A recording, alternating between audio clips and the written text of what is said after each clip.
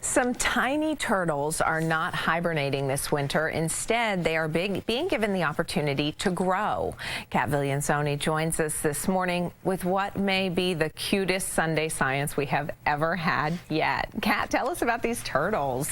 Well, Julie, they are so tiny. They're just a bit bigger than a quarter in some cases. But they're also the newest member of a species that's facing an uphill battle in Vermont. Spiny Softshell turtles are a threatened species here in Vermont, with only about 200 to 300 living in Lake Champlain.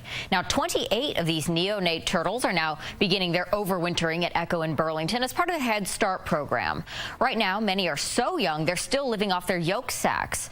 Normally, the hatchling Spiny Softshell turtles would be in hibernation through the winter, but if their nests are disturbed by predators or if the female lays her eggs too late, State Fish and Wildlife biologist Steve Perrin rescues any that he can. Right now, the challenge for animal care staff at Echo is to get them on a captive diet and keep them healthy. They're obviously cute.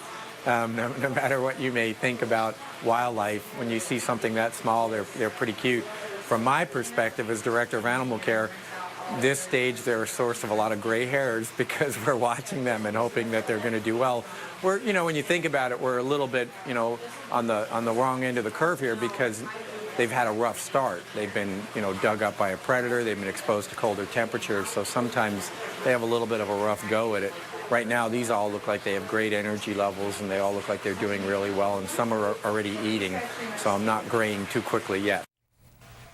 Well, those turtles will be isolated in the animal care offices until they're doing well enough to go on exhibit. Well, they'll remain until sometime next summer when they'll be released out into Lake Champlain. And when they are, they'll be larger than turtles that had to go into hibernation, giving them a better shot at survival. And Smith told me that survival rates for the turtles that overwinter at Echo are usually pretty good, but they are watching out for any of the turtles that may have retained yolk sacs, which happened last year in the ones that died. So definitely very cute. I volunteer there, and they're actually a source of a lot of highlights. People are like going up to the offices and kind of looking in where are the turtles. It's kind of fascinating. I didn't really have any idea. No, well, pretty nice. I used to have pet turtles when I was a kid. Yertle? Yeah. Yertle the turtle? Well, I know I had Jumpy and Jumpy the second, Jumpy the third.